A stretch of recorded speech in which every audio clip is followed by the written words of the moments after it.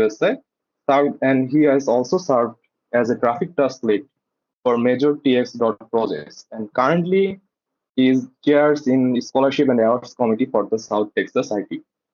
Above all, Tausif Bhai is passionate about making roads safer and more efficient using data-driven solutions. So please welcome Mr. Tausif Chaudhary Bhai. Tausif Bhai, the floor is yours. Yeah, thank you, Mahin, Anika, and all the members from the current IT uh, BUET student chapter. Uh, it's been a privilege for me to get the opportunity to present in front of you guys. And I believe mostly here we have Bangla speaking people, but I do see a couple of folks like Hans and others who might they're not from Bangladesh or Bangla speaking uh, nation. So I'll kind of try to speak in English for so that they can get an idea what I'm talking about. But also at times if I do speak Bangla, I mean if you don't get anything, just feel free to uh, stop me and I can help you guys. So just a small background about me.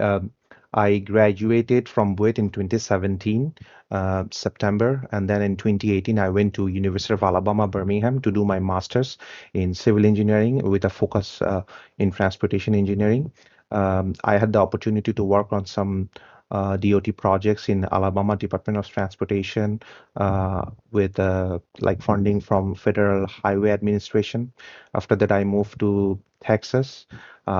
It's kind of dived deep into my consultancy expertise, where I started working for HDR Engineering, and then I moved to another city in Texas, San Antonio, and I'm working for Legacy Engineering right now. So just to give you a like a perspective where we are and the project that I'm gonna bring up in front of you guys. Uh, are you guys able to see my screen with Google Map here?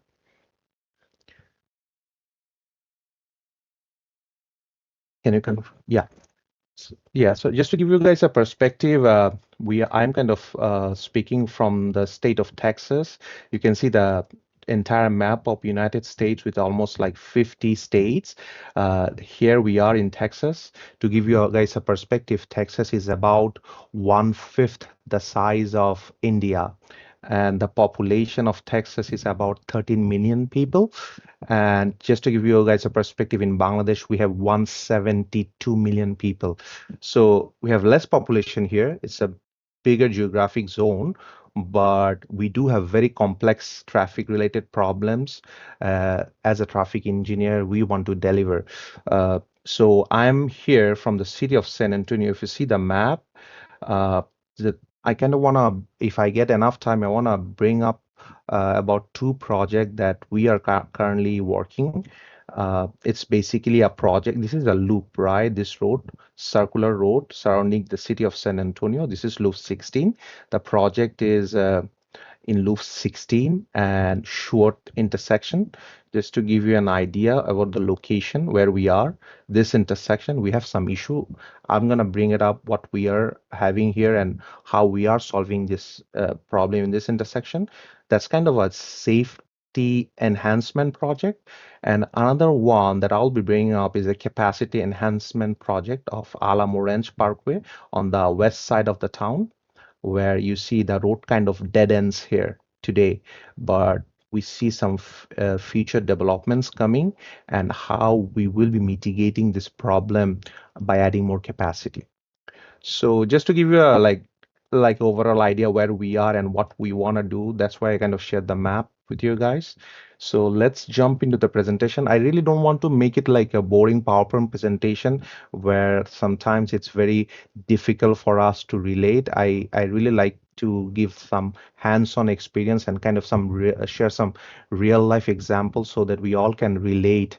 I know for BUET graduates, like in civil engineering department, we really don't have much resources to help us in traffic or transportation related field. I know it's very much focused on geotechnical and structure, but I feel like it might be a great idea, or I mean great resource for everybody in in BUET ITE chapter, participants in ITE chapter, to get an exposure of what we can do or what we are doing as a traffic engineer in different part of the world.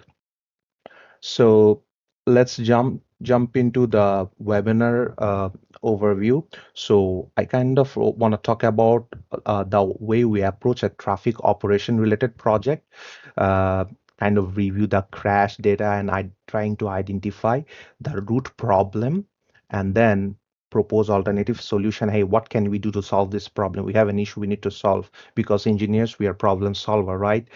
And if we do solve a problem, how do we know? We need to validate with a traffic simulation model, right? We just can say that, hey, if we add capacity or if we do this, this will increase the traffic flow, or it will increase the safety of it. We have to validate with a traffic simulation. Sometimes it might be Vissim, which is micro simulation. Sometimes it might be synchro, which is macro. And we have different tools to kind of get to that point. And then finally interpreting the results and some best practices. So let me dive deeper into the problem. I just wanna share a quick little video which was posted in local news media regarding one of the safety issue that generated. Sorry, let me get to YouTube. Yeah. So this is a news local TV channel, KSAT in San Antonio. They kind of came up with a problem regarding that SWOT intersection. What is the issue? They call that intersection as a can opener. Why can opener?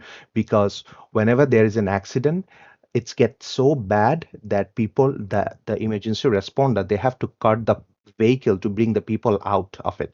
What are the fatalities? What they are? I'll dive deeper into it. But let's see what's the problem actually. How the reporters are reporting, and what are our liabilities, and what we can do to solve the problem. Just give me a heads up that you guys are able to listen to the sound. Opener. That's what first responders and nearby neighbors are. Are you guys able to listen to the sound? Or else do I need to do anything else? Okay. Let's see what's in the news. It's a 2-minute video. We'll kind of get an idea what's the problem, and then I'll dive into the solution. Calling a dangerous and deadly intersection on the far east side of town. Our Devin Karp hit the road to find out how it got that nickname and who's in charge of fixing it. So this kind of scares me, right? Who is in charge of fixing it? We as an engineer, we have the liability to fix it, right? We are responsible to fix it. So let's. This is the death trap. Accident after accident. Cars are smashed up all together all the time. Every time I come home from work, it seems there's ambulances and fire trucks. We've seen a lot of deadly accidents, a lot of majors. It's kind of hard because these neighbors are sick and tired of seeing car crash after car crash at Loop 1604 and Shoeworth Road. And as the far east side of San Antonio continues to grow, they want an actual signal at this high-speed intersection. When you first stand at this intersection, there's a few things you're going to notice. If you take a look at the ground, you're going to see plenty of broken glass, shards of plastic, pieces of cars that have come off because of crashes. Check out the damage it's done to the top of this stop sign that's had to be re-put up to the top, and the damage it's done to this pole, the dent, the black scratches. I was able to speak with a first responder off camera who told me every time they have to cut someone out of their car here, they put a tally on this pole. Check out all the numbers. It's given this intersection the nickname of the can opener. My kids are just starting to drive, so you don't need to be out here because this is the kind of thing that happens. I'm so worried. According to data from TxDOT, there's been 138 crashes here since 2016. 125 of them directly related to the intersection. And they also started to grow right around 2021, just along with new developments in the area. A Chevy symbol. That's a piece from the car. And I mean, it's just littered out here around here. All right here. Okay, Alex, do you think this is kind of confusing? Yeah, I'd say so. Multiple lanes, and you don't know when to stop or where to stop. In a statement sent to us, TxDOT said, in part, due to development growth, TxDOT is requiring area developers to design and construct a signalized intersection at Loop 1604 and Shoeworth Road, in addition to widening the roadway. Costs related to the improvements would be the responsibility of the developer. It needs to happen last week. We're still waiting to hear back on which developers are responsible and when they have to build it by. But until then, these neighbors are going to do their best job to steer clear of the can opener. Do you think that you're alone in this thought? Have you talked with your neighbors? No, my neighbors, my husband, my family, everyone, we all say the same thing. Devin Karp, KSAT 12 News. Can you please? So we kind of get an idea, right? We have a problem here. So the local people, they're kind of complaining since 2016. There has been more than 100 crashes in that specific intersection, and we really need to fix it. Who is going to fix it? Who is responsible to fix it? Let me go to that specific intersection and try to figure out what's happening over there. So let's go to that intersection. So this is today, right? This is the intersection. This is loop 16, which is a major road, and north-south direction. Kind of, it's sure that intersection name. So you can see today we don't have a traffic signal here. It's a high-speed road. Some of the folks are taking a U-turn. Some of the folks are taking a left turn. And from the minor road, sure, whenever they want to take a left turn, because of that huge, long median, sometimes driver get caught up, right? What is the, like, it's almost like the median is almost like 50 or 40 feet, I think. Yeah, let me get the ruler here. Where is it? Yeah. So we have a big median opening here, and sometimes the vehicles go so fast, it's very difficult for us as a driver to negotiate the speed and do a safe maneuver. This is a problem here for sure. So what can we do to solve it? I'll dive deeper into it. Sorry, why is that's not dropping? I want to drop this guy and show you guys what's like a street view. Oh, what's happening here? Okay, so see, this is a stop sign today, right? We have to stop at this intersection.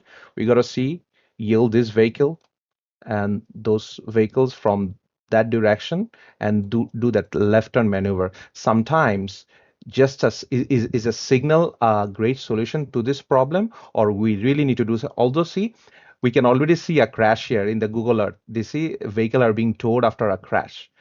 Foolish vehicles are here. It's so bad that almost every month, every week, we are having crashes here. Yeah, let's go to the solution. Okay.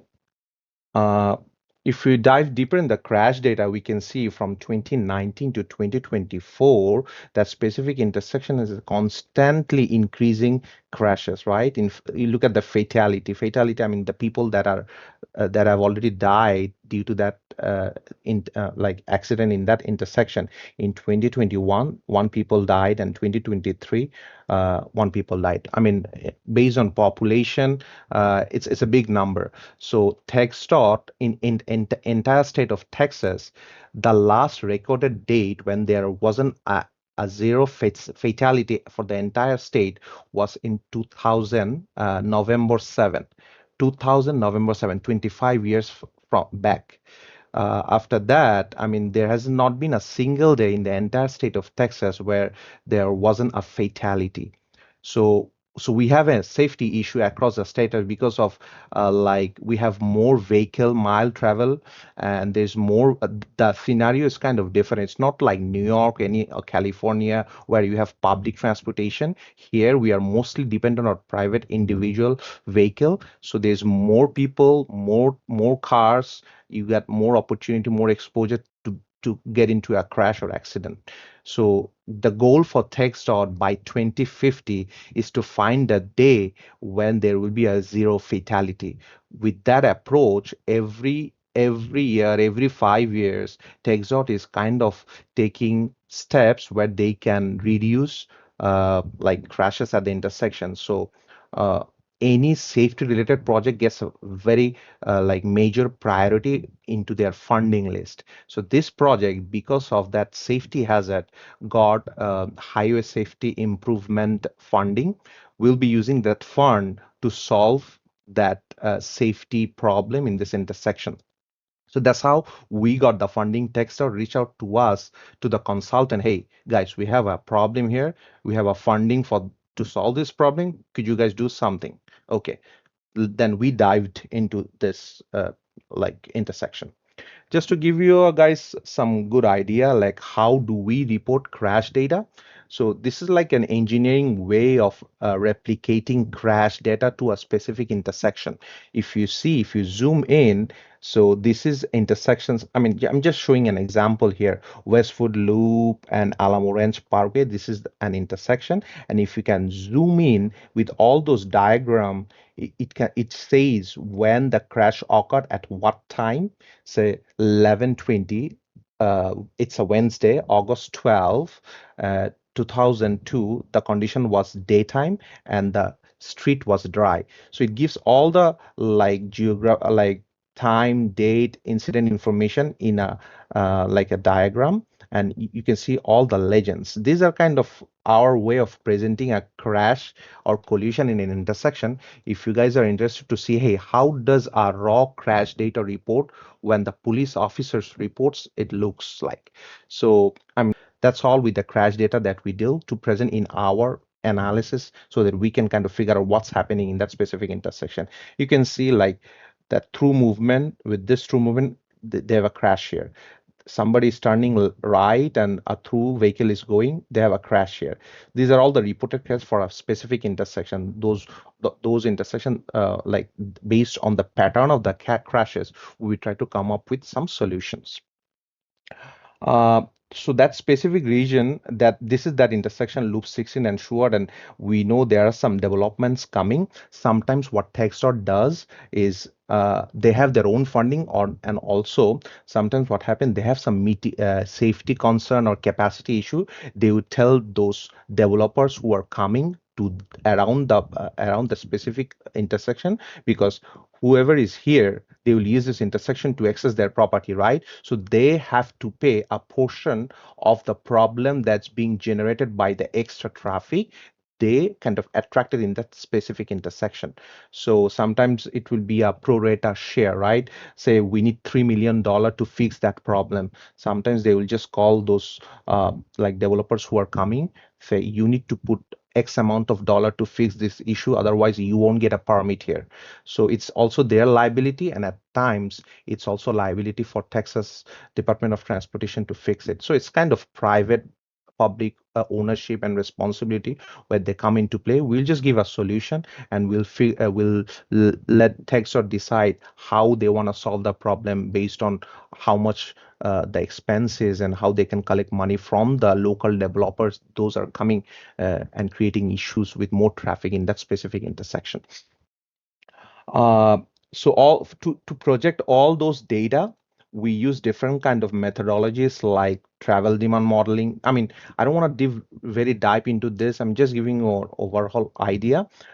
Every location with more than 50,000, every city with more than 50,000 population, as per federal highway guideline, they need to have a travel demand model, which will give us what's going to happen tomorrow, 10 years, 20 years from now on in that specific zone, how the traffic will grow, so that we can get an idea what's coming, what are the issues that might generate, so that we can do some proactive measures in that specific region. So we have a problem. We know the crashes. We kind of summarize, hey, these are all the crashes. Then we are projecting what's going to happen tomorrow, day after tomorrow, 20 years from now on, and what other problem we might face if we don't fix it right now. It's kind of showing that urgency here, right? And just to give you another idea, I mean, let me go to like say for example, even before starting the project, what do we need? We need actual traffic data, right? So we need turning movement count in that specific intersection. I want to know, hey, how many vehicles are turning left here? How many vehicles are going through today, as of today? So what we usually do, we would go to like MyoVision. We have a vendor where from whom we collect. Let me show you. Like we collect traffic data. Say for example, let me share my screen. Sorry. Yeah. Sorry, it's kind of slow bugging up here. Hmm. So say, for example, I'm just showing you an example of how we are collecting traffic data. So we would request the vendor to set up a camera in that specific intersection and kind of provide us with all the turning movement counts today from that specific intersection. It's kind of slowing here. Okay, let me do, as it's popping up. Okay, so this is kind of like all the dots are showing where we already ordered data. I mean, we have projects over there, so we are kind of ordering data. So let me give you guys an example. Like, hey, this is a point, specific intersection. We order 2 hour TMC data for that specific intersection. 2 hour basically in a 24 hours. We have two peak period, right? Morning peak and evening peak. So I mean, we have usually they give us in an Excel file with all the raw data, but we can also like check videos of it, what's happening. Like it just to give an idea how the intersection is operating, and so that we can see actually what's happening. I mean, this is not the best form of video. We do use drone video to kind of validate our model as we are modeling, but it's just kind of sometimes raw quick video just to see how many vehicles are coming in and out. These are for like raw traffic counts. Then those raw traffic counts, we represent it in a line diagram. If you see, I mean, it's a different study corridor, but just to give you an heads up, these are all the study intersection for a specific project. Like Alamo Ranch was the project. This is the major road, Alamo Ranch, and we have this intersection, Rough Road, Alamo Parkway. These are all the turning movement count in that specific intersection. You can consider like, hey, the 720 vehicles. See, this is AM, PM, and ADT, morning peak, evening peak, and ADT means 24-hour. For the entire 24 hours, how many vehicles are turning right in that specific intersection? I mean, in this way, we can kind of get an idea what's the demand and what's happening, what will be the issues. Do we need a turn lane for this specific movement? Those kind of decision we will take based on this raw traffic data that we collect. So let's get into the fun part of what's happening when we model the uh, intersection. So, so this is the intersection that we are having issue, right? So we need to solve with some sorts of signal, but will it gonna be a regular signal or will it gonna be R-cut? Before I go there, let me give you guys a concept about what is an R-cut intersection, because after with all the analysis we tried to figure out, hey, is green tea a good solution for this intersection? Those of you who doesn't know green tea, I can give you a quick example about green tea. So let's see what's a green tea is. So if you see, this is an intersection where we are calling green tea because, say, this is westbound, eastbound, northbound. This westbound vehicle, they doesn't have any conflict with any turning movements in this specific intersection. Whoever is going west, they have a median here, they can go straight. It's always green. That signal, traffic signal here is always green. If you drop that guy to see the street view, you'll see it's always green. See, it's always green. It never turns red. Vehicles from that direction, they merge here with a median because they have a barrier. All they need to worry about is those vehicles coming from the other direction. They don't need to worry about this one. So that's why we call this as a green tea. We try to figure out for sure, and loop 16, is green tea a good option or not? Okay, that's an option. Then we figure out, okay, let's try R-cut. R-cut is basically what is R-cut? From the minor road, we won't allow through movement, we won't allow left turn. Those left turn and through vehicles have to turn right, use the existing median opening or any median opening that we need to build so that they can use this intersection instead of going through and straight. In that way, we can reduce some conflict from here. I'll show you guys a little bit more interactive video to kind of show what's an R-cut operation is, and then you'll get a better idea. So green tea was an option, R-cut is an option. Let's see what else do you have. It might be a DLT. It's a little bit more complex. Displaced left turn intersection, where the intersection vehicles from here who used to turn left, we would force them to turn left away from the intersection, and kind of here they will be only have a conflict with the through movement. That's it. I mean, based on right of way, based on funding, based on traffic demand, we would model DLT. They call it DLT, displaced left turn intersection. Or sometimes it's just maybe a roundabout. Just have a roundabout, which is most safe intersection for pedestrian. But just to give you guys a heads up about the operation of like a RCAD that we propose as a solution for this project, you'll get a very good idea about what RCAD is and how we are trying to solve this conflicting points. Uh, so far, do you guys have any question before I proceed with the RCAD? Feel free if you have any question. We're almost there. I believe everyone is following. Just if you guys have any specific question, feel free to stop me. I'll try to answer it. Let's show what's an RCAT is. Then we'll get a better idea how we are proposing a solution for this problem. Let's talk about rural. Are you guys able to listen to this video as I'm playing? Could you kindly confirm anyone, please? Awesome. All right. Yeah. Let's talk about rural highways in Texas. Yeah, so outside the city, the long stretches of road, big grassy medians, maybe 60 miles an hour. You've driven these, they're all over the place. And they have openings in the medians, usually aligned with a side road, allowing drivers to access the other side. But that means all the turning happens at this one location. Look at them, all overlapping with each other. We call these overlaps conflict points. It's where a crash could happen. Oof, that's a lot of conflict points. A lot of potential crashes, including the most severe kind, the T-bone and head-on crashes. Yeah, you don't want that. Too many conflict points make driving more difficult. Say you're turning left from a side road. You have about 8 conflict points for that single turn. It's a lot to keep track of. It's stressful, especially on these high-speed roads with large trucks. Which is why TxDOT has introduced a new kind of highway that reduces conflict points.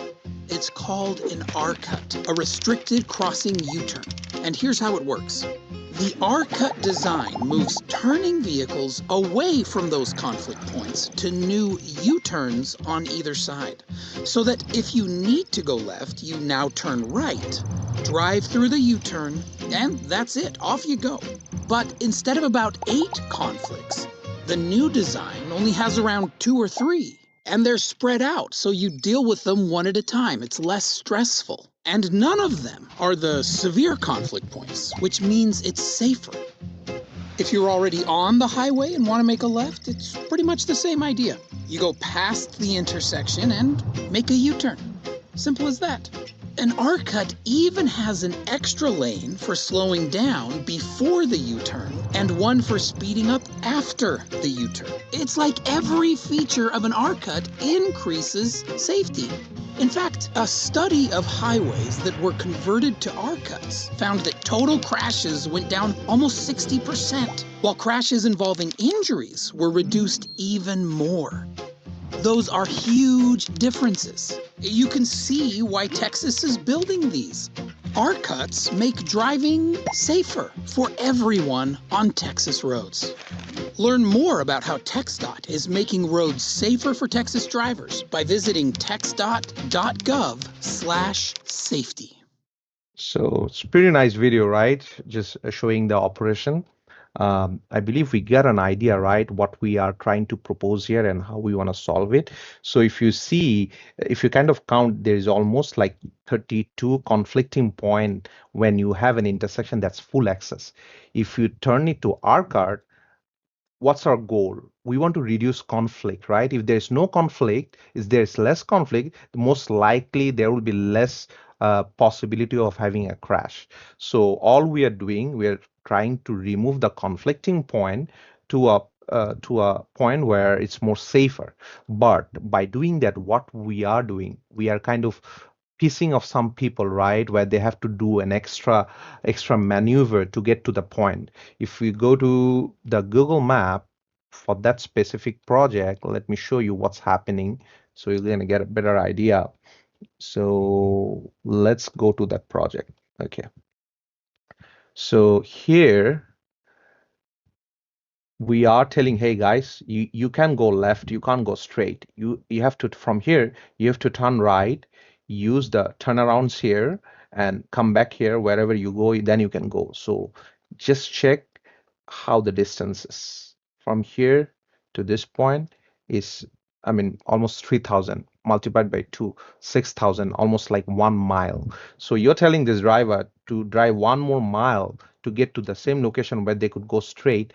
We are doing that. Why? Because it might take more time to go to their destination, but we are telling we cannot trade in safety with travel time. Safety is the first priority. Sometimes we just have to come up with solution where it's more safer, although it might generate more delay. So it's kind of that we are kind of trading safety over like any kind of travel time delay. I'll head back to the simulation model itself to give you guys an idea how we are modeling it in Vissim. And let me show it here. Okay. Let's do this. Let me close it just a second. Let me close it one more time. Open it again.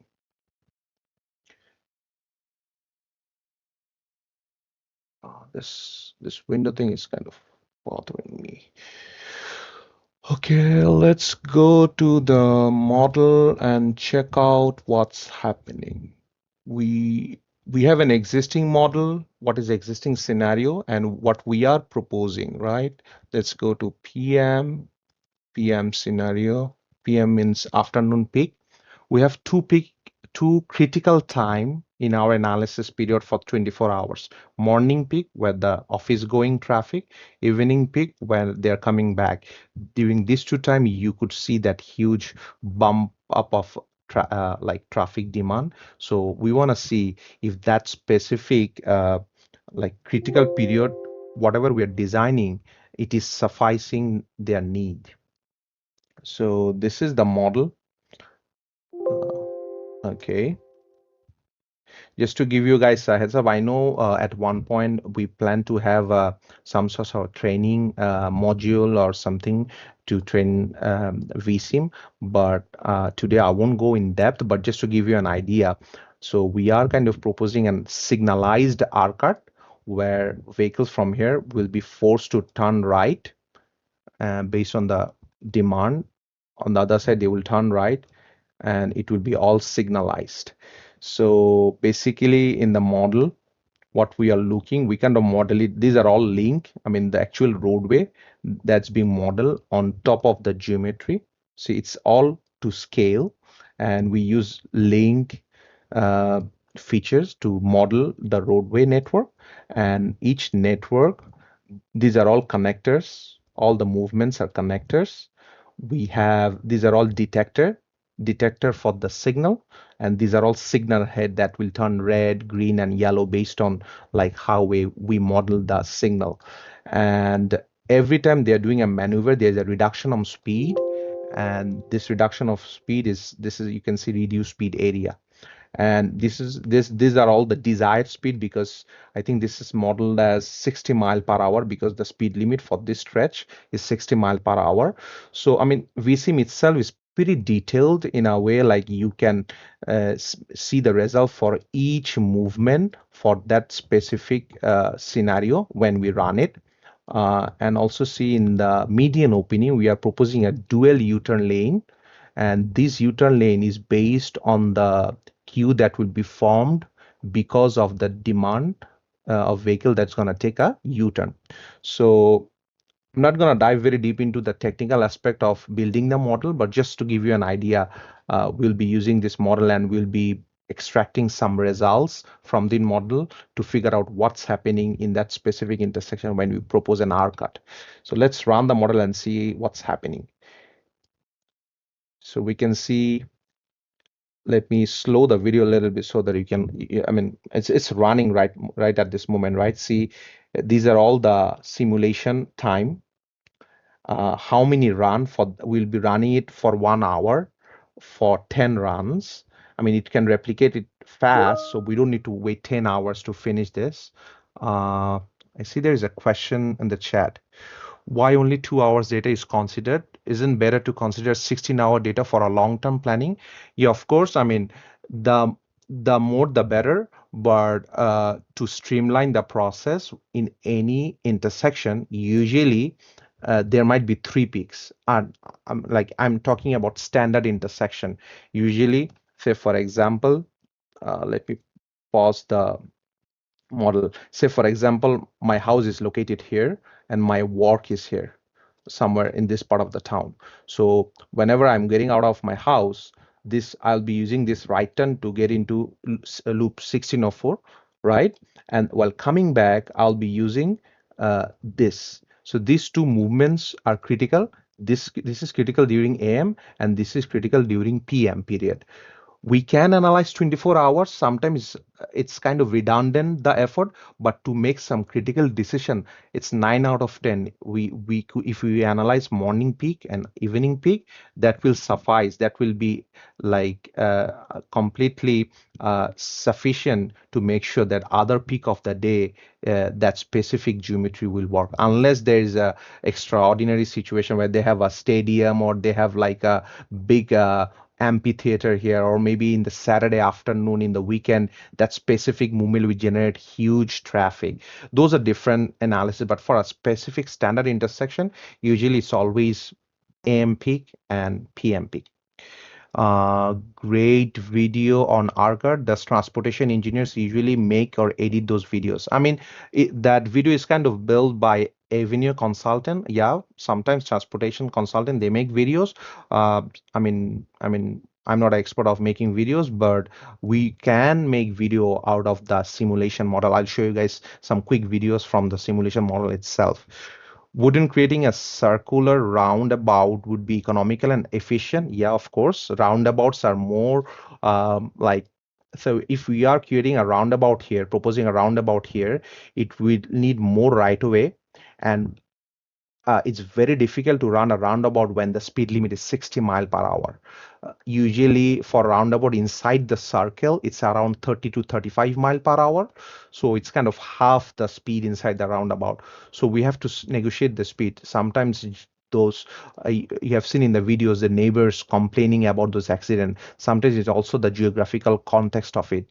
Those people living in Texas, maybe they are not a big fan of roundabout. I know in the state of Louisiana, they solve a lot of their problems giving priority to pedestrian. And whenever you're giving priority to pedestrian, then not the vehicle, then roundabout is the best option. But for this scenario, we still have some other solution that we can play without roundabout. Very good question. I like all those questions, man. So let's see what's happening here. So we are running the video. See, I'm kind of slowing the video. See what's happening here.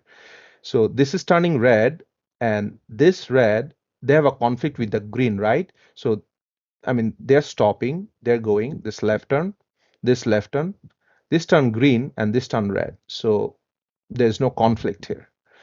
Trying to show you the operation here. And see, this is turning, this is green, this is green. So there's no, if you look at the video of the way we coded the model, there is no conflict at this moment to maximize the throughput of that specific intersection. As a traffic engineer, sometimes I feel myself to think those traffic problem as a cardiac surgeon, right? I mean, it might be your artery, and these are all the veins maybe, and you're just pushing, you're just creating a scenario where your blood flow kind of goes to an optimum level based on your heart condition. This is your heart, and we are just trying to increase the blood flow here. I mean, just you can replicate that idea of a heart pumping blood into an intersection pumping vehicle. So this is kind of solution that we came up. So there's almost like very minimum conflict, but we kind of spreaded this congestion towards the northern end of the corridor where vehicle previously they didn't have a signal here. They didn't have to stop here. But now with traffic signal, at times when this turn red, this generates a lot of queue. I mean, even it does, but we checked overall level of service for this specific intersection was acceptable. So that's why we came up with this solution. I mean, with funding and with money, we can do a like a flyover over this intersection. Maybe that's in the horizon, but immediately with the like we have $3 million to solve this problem. Immediately we came up with this solution. First step would be to close this intersection.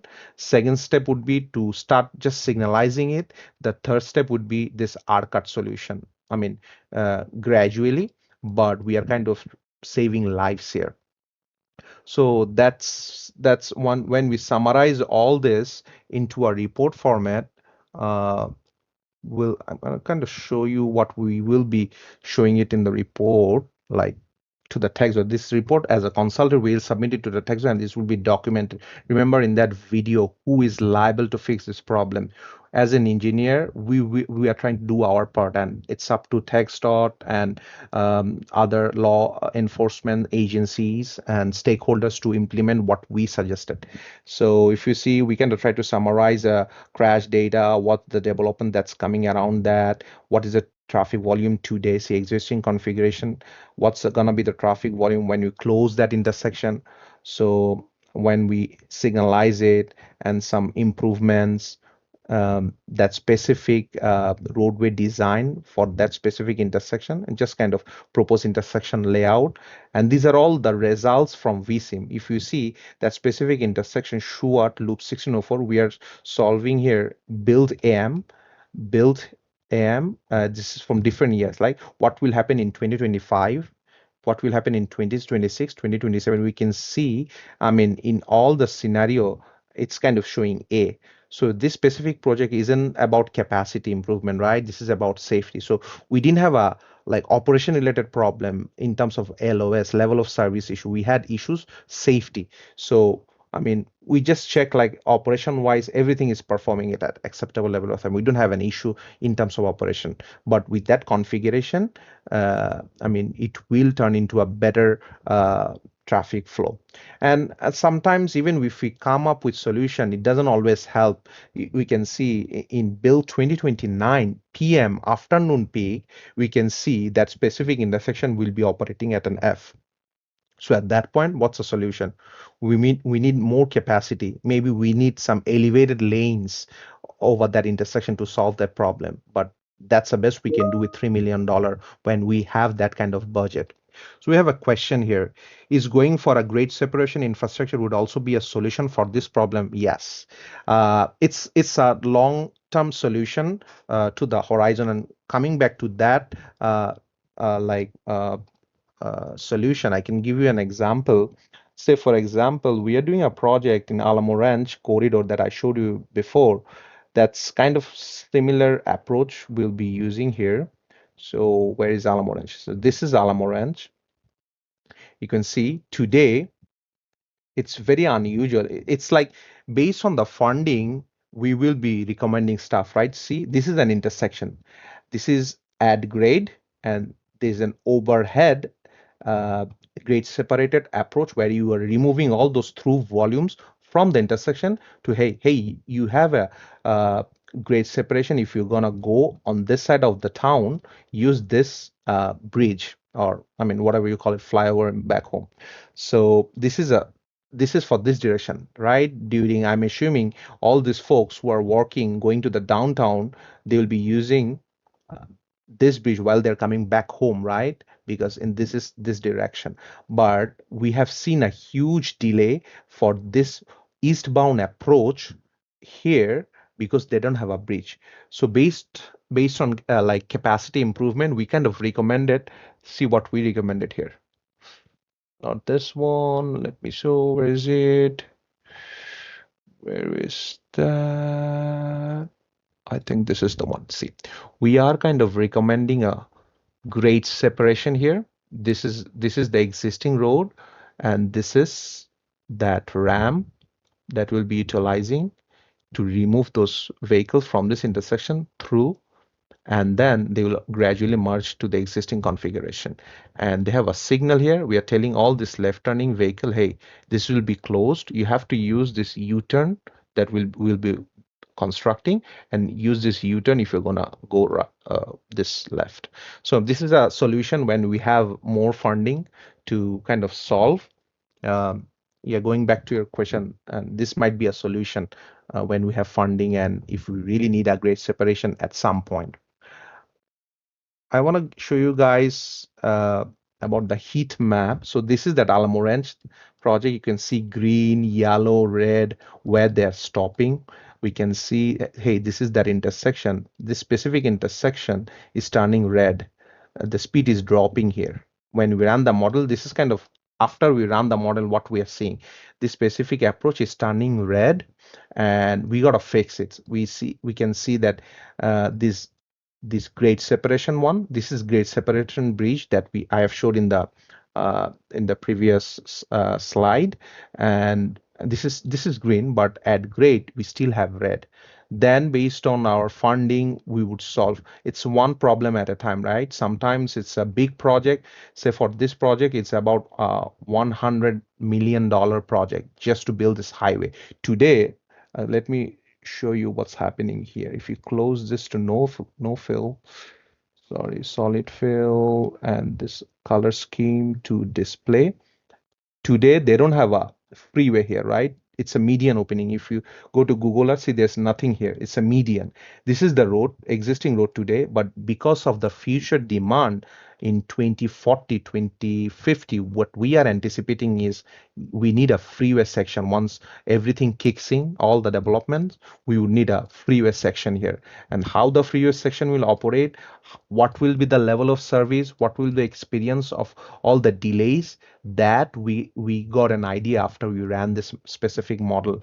Today, as I mentioned to you before, this is a dead end.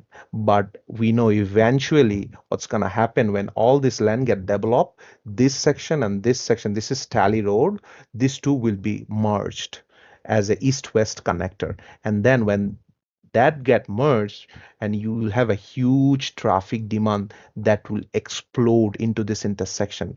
To mitigate that, we said, hey, you really need to have like not at grade, but a kind of grade separated intersection here. So before the intersection, there will be an on-ramp. Vehicle will stay in the main lane. If you are going all the way to the downtown or straight, go straight. Or if you want to just avoid this intersection, you can go take that main lane, get into the off-ramp. And yeah, that's how like off-ramp, on-ramp, X, Y's pattern that we are kind of recommending here. I mean, this we have more room. This is not a safety related project. This is more of a capacity enhancement related project. We ran the model. We kind of give them an idea. We know this will work, but at what degree it will work. Vissim will help us to guide that solution, right? And this when we have this kind of configuration, the delay may be reduced by 50%, 60%. What is the delay that's being reduced? What is the level of service? All this information, we can get this from our simulation model. If you run this model, just to give you guys an idea what's happening, it's a pretty big model. It might take a while, but just to give you a heads up, it's running. First run, I'm just running it for 3 runs, and this is the simulation period, maybe around 3000 seconds. I mean, that might be the peak period. So see, so this is what's gonna happen when we have a this elevated section. This is kind of like traffic. We don't see any exclusive queue formation here. But if we didn't have that freeway section, all those vehicles running into those at grade intersection would create huge delay and kind of make this system as a gridlock. I mean, you call it like heart attack. This system will have a heart attack if they don't have this extra capacity to flow throughput. Yeah, it's kind of, I mean, as a traffic engineer, what I would say, this is the most satisfying moment when after we come up with a solution, we model it in Vissim. I mean, there are different tools, Vissim, Synco, different simulation software. But to me, since I mostly work in Vissim, it's one of the most satisfying moment for me when I come up with a solution and that really works within our budget, and we kind of maximize our like throughput here. So in VSIM, what happens is the way we extract results. I mean, we didn't finish the run here though, right? That specific model for sure. So we'll have all the results summary here. And based on the results summary, that specific movement, what is the delay, it will be displayed here. I'll be showing you quickly. I'm just kind of running it in the background so that it ran a little faster. Uh, Meanwhile, if you guys have any question, feel free to put it in the chat. I'll be open to discuss. So US traffic flows lanes, so model prediction matches with real-time operation. Is there a practice of after performance analysis based on the vehicle data to vet the model performance after intervention? So basically, what Sanjay Roy, you're telling, if let me know if I understand your question. You're telling that after we run all this scenario, is there a way to validate this? Hey, this is working in the model. Will it work in the real life? So, I mean, the way we do that validation is, I mean, we kind of calibrate the model. It's not like a whatever you're seeing, it's not just blindly coding it in the model and hey, this is what's going to happen. Each and every component of the model, like the signal timing, the travel behavior of all the vehicles, how aggressive they are, what is the travel time today from this point to this point, we usually collect all those data. And all those data, we kind of, after we run the model, we try to match. Since we have data for existing condition, right? We know what's happening today. If we can match what's happening existing and work on that model to build a build condition, that can, in that way we validate, hey, the existing condition is already validated, we got the data, it matches the model. So the tweaks that we, or capacity that we will be adding in the future, that will work. It's so, will that work after what we propose? I mean, these are all like tested model. These are all like industry standard. After 5 years, if whatever we projected, all those data, if that the traffic data that we projected, if that's kind of matching, we will be always getting similar results. So, I mean, it's in the long horizon thing, right? The solution that we propose based on experience and also backed by validated model usually works a 9 out of 10. But I mean, there is always surprises in traffic. I mean, travel behaviors and traffic demand, it always changes. It's a dynamic scenario. It's not like we try to come up with solution, optimized condition, and come up with realistic expectation. But sometimes there is always surprise. So then we come into play again to solve, hey, we have a new problem now. So these are all those stuff that come into play as we model and try to like come up with solution. So let me get back to the Schuard model to see. Yeah. Hmm. Yeah, of course. Okay.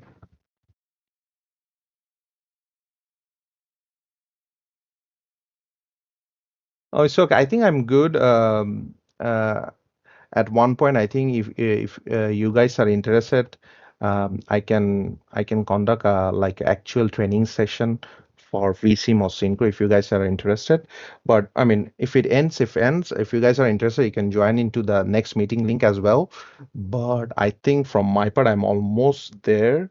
Uh, so if you look at the like results, it already started popping up, right?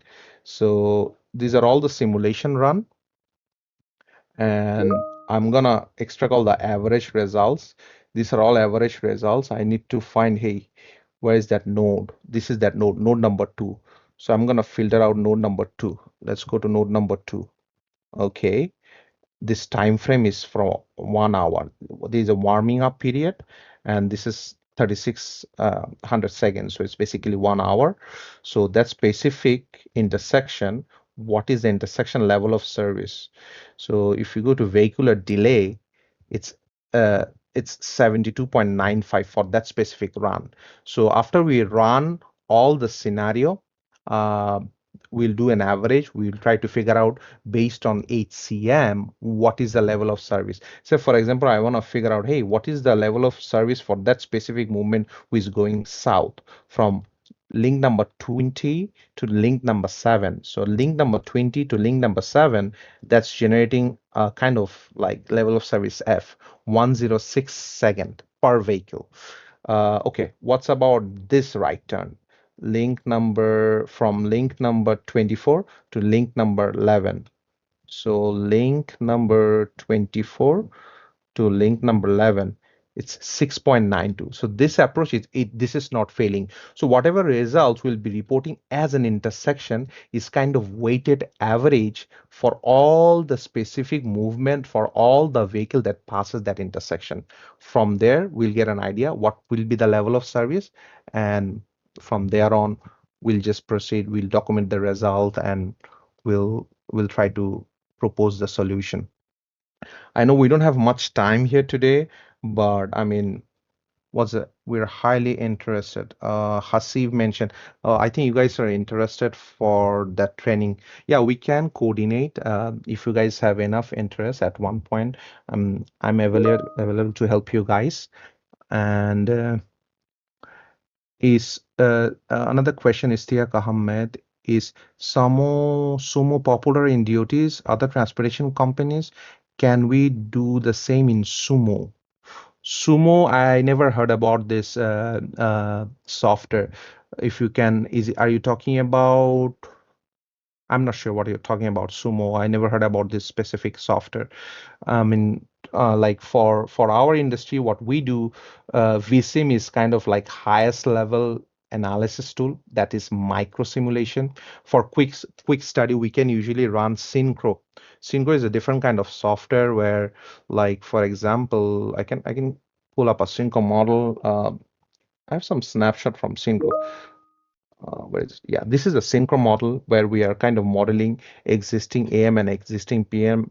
These are quick and dirty way of simulation. Sometimes when we have low budget, we need quick results. We use synchro. It might not give us the most accurate results because it's not a micro simulation, but we do vsim. Whenever we are doing vsim, we have side by side synchro in case there is a quick, like, hey, the stakeholder takes or is telling me, hey, can you add a right turn lane here, or can you validify with the traffic data that we really need a dual left turn lane here? All those quick answers, we can run it in sync and give that answer. But to have a holistic idea about how the corridor is gonna perform, Vissim would be the best tool. I think Saiful Arif Khan have a question here.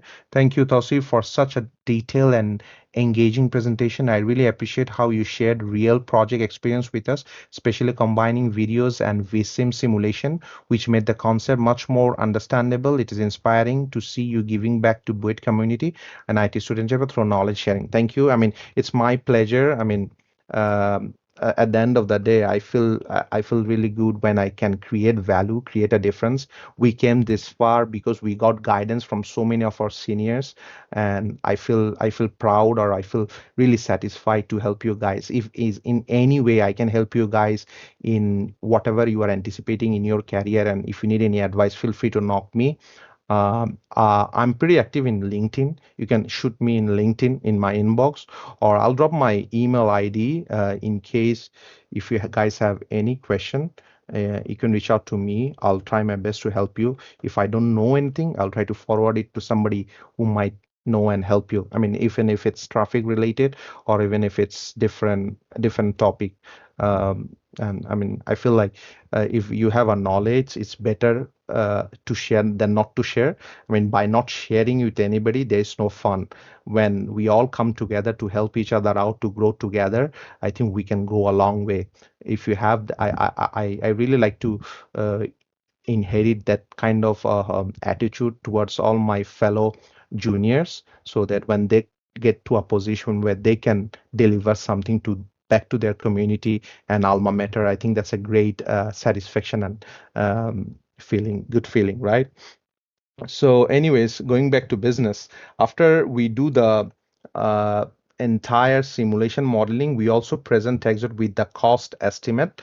You can see here uh, for that specific project, what we need, what are the units, what are the quantities that we need, what are the bid price, usually what's the market price, and based on that, like adjusting inflation and all those things, this is kind of like a budget. I think it's around $2.5 million what we propose to fix that problem.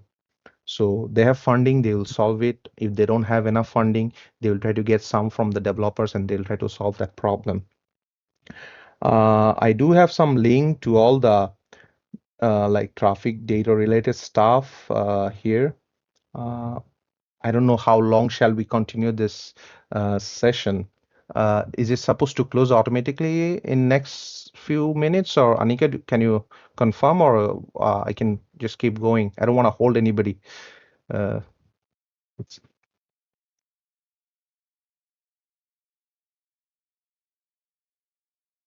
okay, that's fine. So, I mean, feel free to like put anything in the chat if you have any question.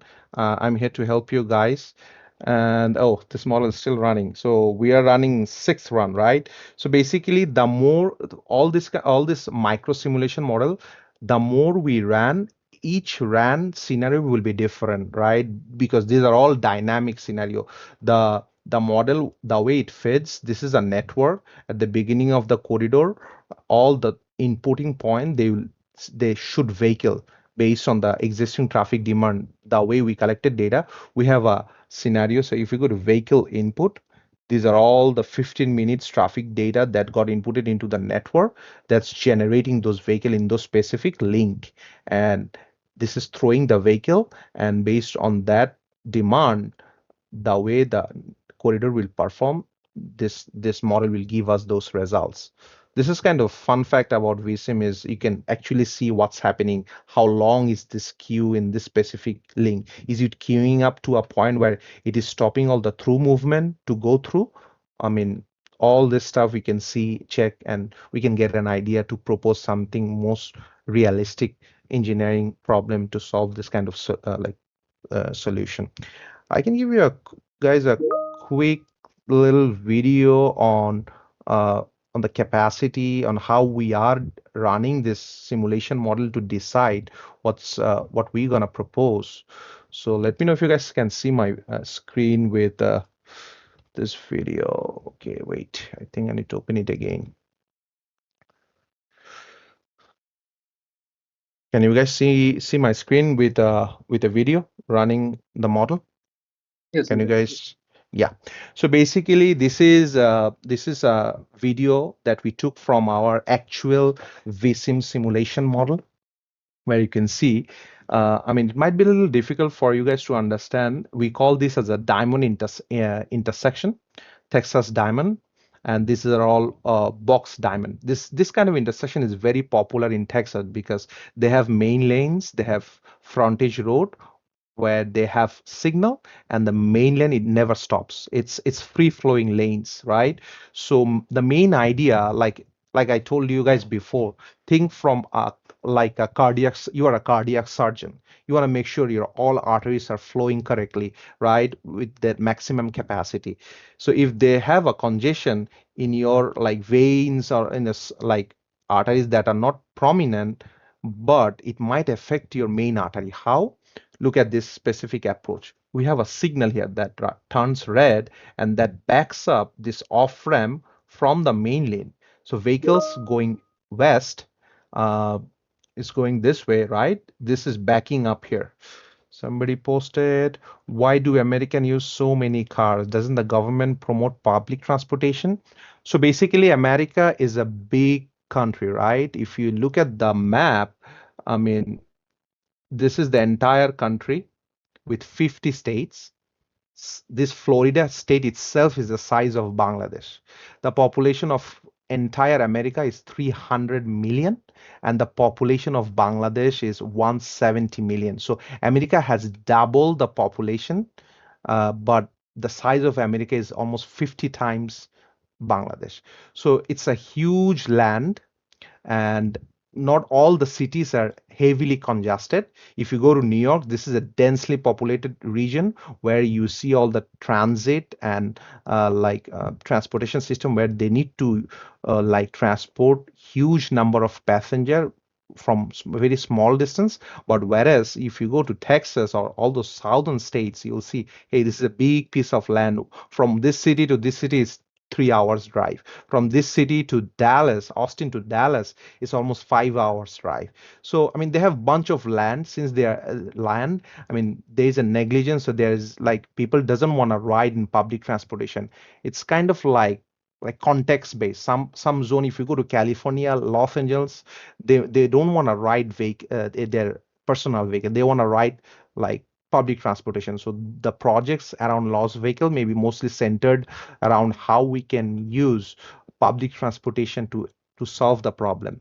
Like for Bangladesh, with such a densely populated zone, I mean, there's no way we should promote individual vehicle. We should promote public transportation. I mean, depends on the context, right? Where geographical location. That's why at the beginning of the video, I kind of shared the geographical location so that you guys can get an idea before we propose anything. There's a geographical context to it. Yeah, that's a pretty good question. Hans Tech said, "Thank you, Tausif. This was a great presentation. I have to drop off the meeting now, but I really appreciate your sharing your knowledge in traffic engineering." Yeah, thank you. He used to be my colleague. We used to work together in our engineering firm. Anyways, that's good. Thank you, Hans. So basically, when going back to this, we can see like that this off ramp, the queuing up in the main lane, right? We can see.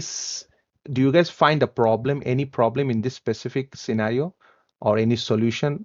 If we can find the problem here, what's happening here, just from like a flow perspective. Don't worry about safety. So here the main problem is this specific movement that's turning red. It's not enough to clear this queue that's affecting our main lanes. So by just running this model, this existing or future scenario, whatever it is, as an engineer with running this model, I can tell, hey, we need to give them more green time for this specific movement so that the queue that's formed in this specific movement clears up. So it's still green, fine, but see, the queue, it's taking more time to clean. So we need to give them more green time so that this kind of clears up. We're kind of waiting, see what's happening, when it turns red. It's not enough, right? So we see this direction. Maybe, I mean, that's why we usually analyze critical peak, where this direction will have some issue and we need to solve it. I mean, that's how we are using Vissim as a simulation tool to kind of replicate the problem or the scenario into the model and try to figure out. Otherwise, if we don't have a simulation model, what will we do? We'll just build that bridge, build that off-ramp, and see what's problem it can generate, and then figure out. Then it's very expensive, right, to solve it. We need to build 3 lanes here, maybe 4 lanes, and then solve it. If we know what's coming ahead with a simulation model in the planning level, we can come up with solution ahead of time, and we can save bunch of money, right? Money, time, delay, whatever you say. So it's kind of optimizing our resources to get the best output with whatever resources we have. So like simulation tool like Vissim is a great tool to kind of utilize to get back to this kind of like solution. So I think that's about it.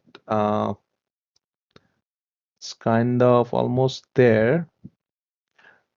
Guys, have any more question?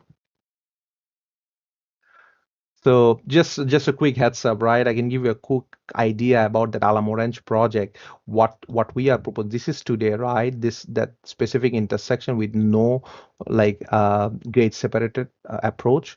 we are proposing a grade separated approach in that specific intersection. See, today, some of the intersection are failing. It's B, F, F, F. F means level of service wise. It's kind of failing.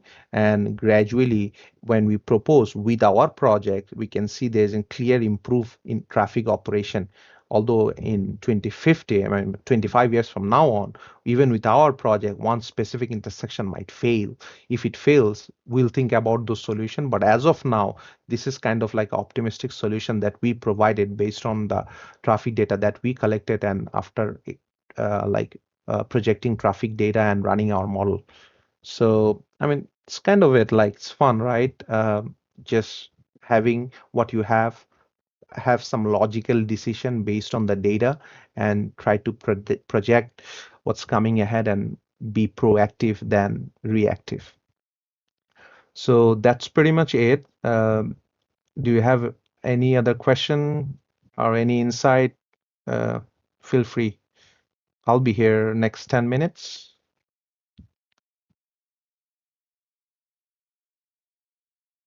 Anything else, guys?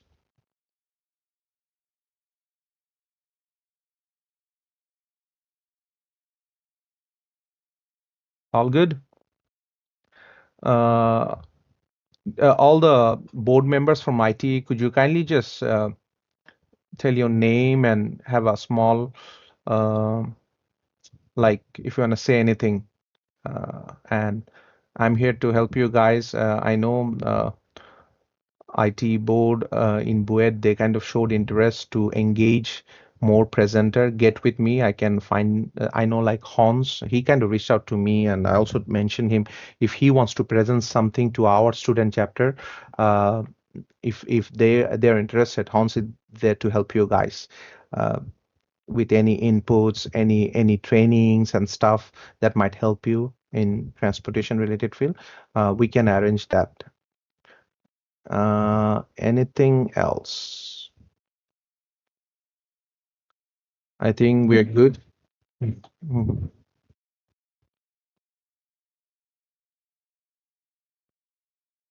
No, I mean, it's my pleasure. Thank you.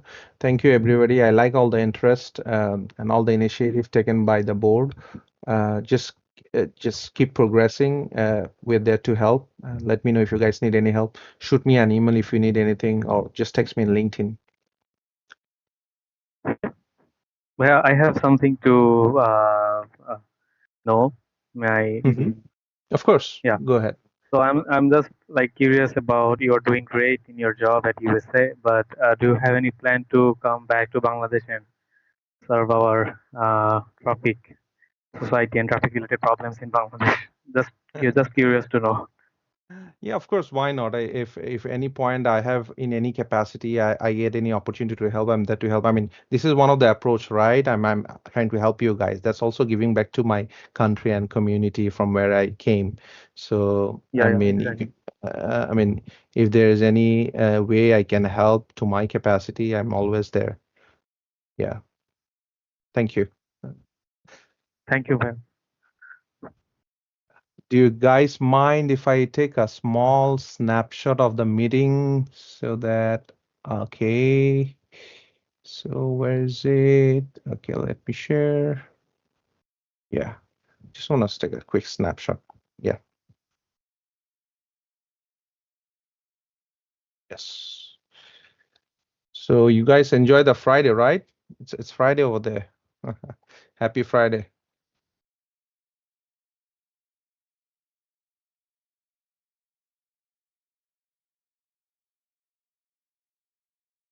Yeah.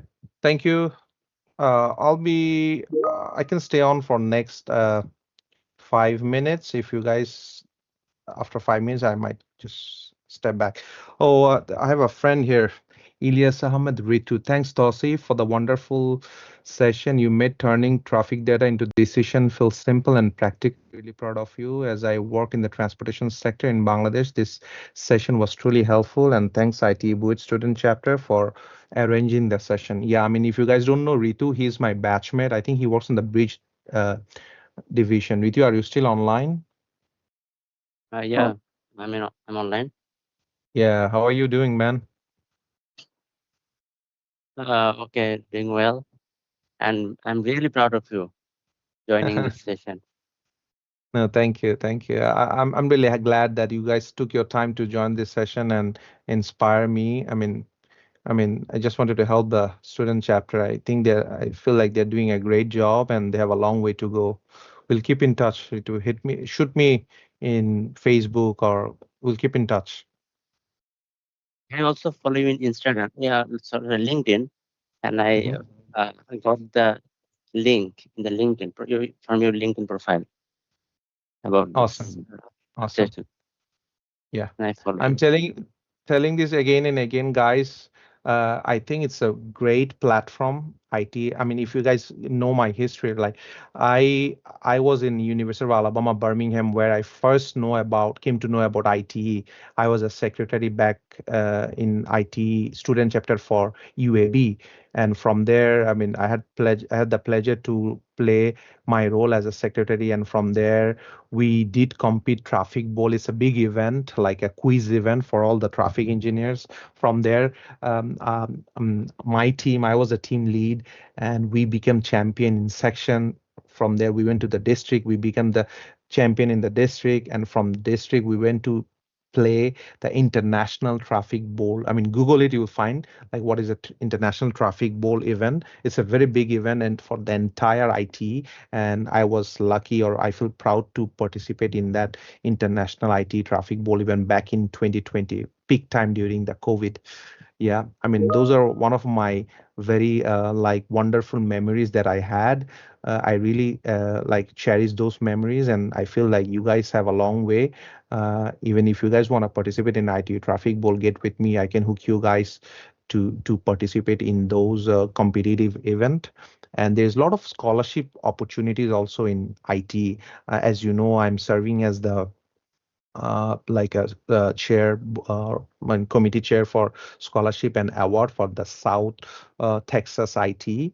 So feel free to stay connected with me, and if you guys have your interest to even pursue higher study and abroad, um, I mean, there is plenty of opportunity, and I feel like the opportunities are huge.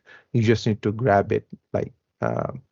I'll try to like find some presenter from the research industry here to help you guys maybe have some session related higher studies, and it might be a great resource for you guys as you plan to pursue your higher studies abroad.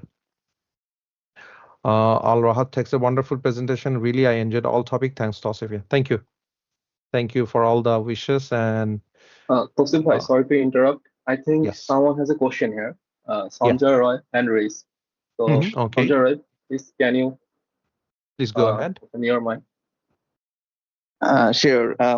First of all, thank you. I'm actually a graduate 2009 batch from BUET, so very much interested that BUET started the IT chapter, and I was from the beginning was following up everything, and it was a very nice presentation, Tausif. Thank you very much for your case study based analysis. Thank Um, you. Thank you. Not directly to the presentation, but I want to share my experience working in the transportation sector in Dhaka. Basically, I'm working with the urban transport. Basically, you see, Dhaka is very much congested, and from the our professors also is trying to solve, right? But we couldn't solve the problems. But I'm wondering that as we do not have this lane-based traffic here movement in Dhaka or Bangladesh, how predictable is the Vissim model in the real life? Is there any other solution? Because what we are doing is very primitive type of analysis, like the volume, the delays, that kind of stuff. But we can run the Vissim models here, but it will not follow what I am assuming. Do you have any solution regarding? Yeah, so let me give you guys a heads up. Every model has a limitation, right? I mean, this model is running so smoothly because the capacity that I have and the demand that I have is being served. If this entire model if it was like a bombard with a huge traffic demand, what will happen is the model itself will tell that that specific link or that specific movement, all the volumes are not being served because they didn't get enough time to enter the network. So a lot of the time what happens in a city like Dhaka or in a very congested corridor, the model cannot run itself with all the volumes feeding the network because the network itself isn't sufficient. I mean, those kind of scenario, I mean, it's just trying to find the best from the bugs that you have, right? I mean, say for example, whatever we are proposing in Dhaka city, all those elevated lanes expressway isn't a very good solution in a congested city like Dhaka. I mean, one of the best solution I feel like Dhaka has experienced is, I would say that the train, what they call in Dhaka, passenger train, I forgot that name, from Mirpur to MRT. Metro rail. Yeah, for a city like Dhaka, I mean, we need to learn from other countries, right? I mean, what they experience and how they solve the problem. I mean, in a congested city like Dhaka, just feeding more road isn't a solution, honestly. I mean, you have very limited space with so much of geographic challenge, and you have such a big population to serve. The best way to serve this community or this population is public transportation, sustainable and I mean, more cost effective. Metro rail is one of the best solution for a city like Dhaka. I mean, if you look at the population of New York City and the way this set up their network, it's a lot of, it's not a like more demand based, it's more of a like, sometimes we try to like stop the demand for a specific zone with some kind of traffic measure. That's a separate concept, how you divert the demand. But in a city like New York, though, if you see there, I mean, I think I have a slide somewhere where I kind of showed a small snapshot from their transit network. If you see the travel demand slide, I think this one, I mean, this is kind of like a snapshot for all the route for public transportation within the city of New York, because they have such a big population that's need to be served at the same time. I mean, for a city like Dhaka, we just need to give more emphasis on public transportation instead of like having more road. Those are not sustainable. I mean, to some extent, even the elevated express isn't also a sufficient way of uh, controlling traffic or like solving problem.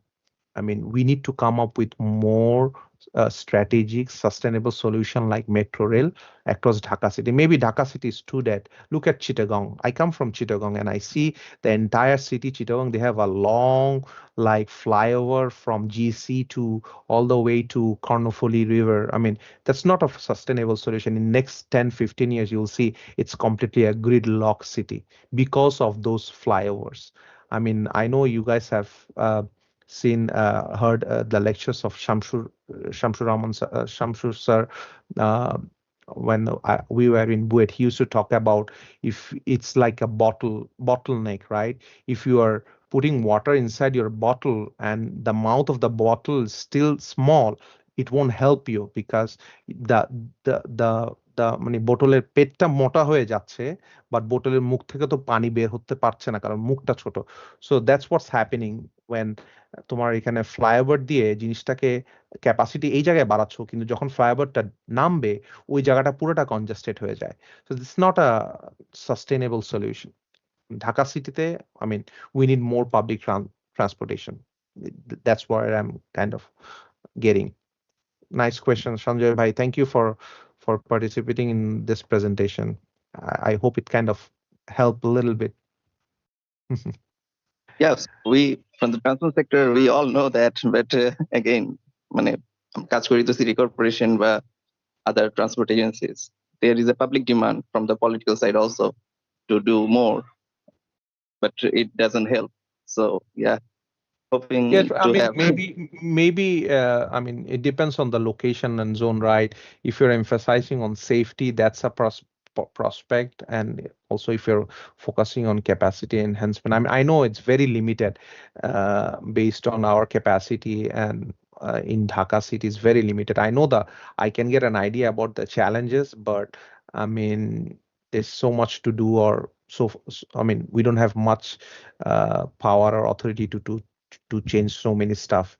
But maybe Dhaka city is not the best city to practice all this innovative solution.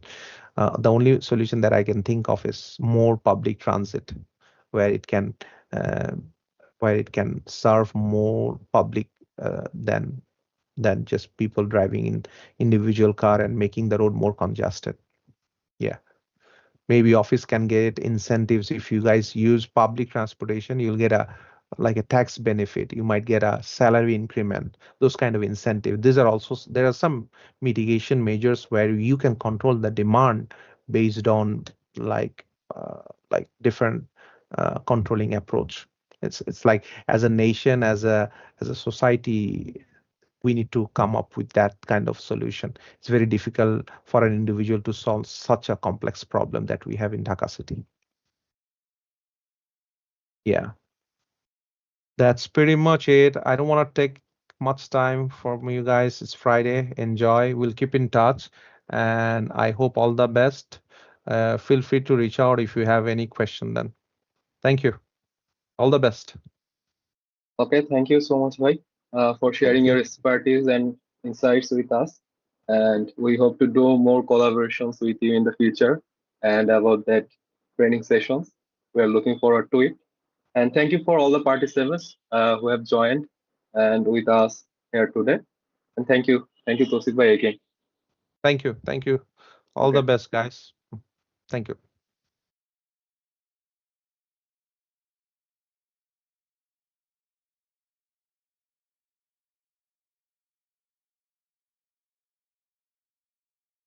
Thank you. Thank you. I wish all the best. Feel free to reach out if you need any help. I'll try to help. Thank you. Bye bye.